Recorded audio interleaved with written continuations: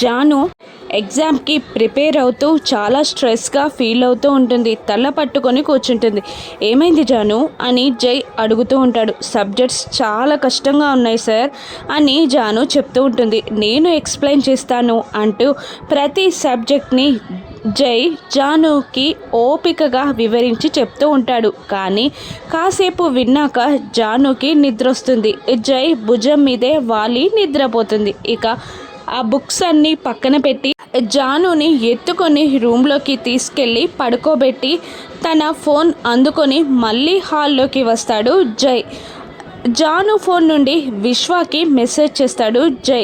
విశ్వ, ఎగ్జామ్స్కి చాలా బాగా ప్రిపేర్ అవుతున్నట్టున్నావు కదా అని విశ్వ జానుకి మెసేజ్ పంపిస్తే చాలా భయంగా ఉంది అని అంటూ మెసేజ్ పంపిస్తాడు జానులాగా జై.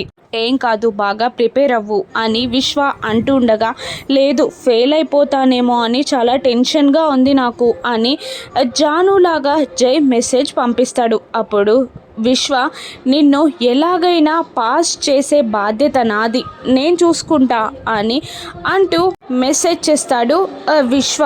దాంతో జై కన్నింగా నవ్వుకుంటూ ఉంటాడు. విశ్వ అప్పటికప్పుడు తన ఫ్రెండ్స్ని తీసుకొని కాలేజ్కి బయలుదేరుతాడు. క్వశ్చన్ పేపర్స్ ఉన్న ఆఫీస్ రూమ్ లాక్ని ఒక బండతో బద్దలు కొట్టేస్తారు విశ్వ గ్యాంగ్. లోపలికి వెళ్ళి క్వశ్చన్స్ పేపర్స్ ఉన్న కప్బోర్డ్ అదే బీరువాల్ నుండి క్వశ్చన్ పేపర్ని బయటికి తీసుకొని వచ్చి మళ్ళీ బెడం పెట్టేసి లాక్ చేస్తూ ఉండగా వెనకాల నుండి పోలీసుల మాటలు వినబడుతూ ఉంటాయి. క్వశ్చన్ పేపర్ని లీక్ చేసినందుకు, దొంగతనం చేసినందుకు యు ఆర్ అండర్ అరెస్ట్ విశ్వ అన్న ఎస్ఐ మాటలు విని విశ్వ షాక్ అవుతాడు. ఇక విశ్వ పరిస్థితి ఏంటి, జైలుకు వెళ్తాడా? విశ్వ కెరీర్ క్లోజ్ అయినట్టేనా? రాను ఎపిసోడ్స్లో చూద్దాం. Thank you for watching.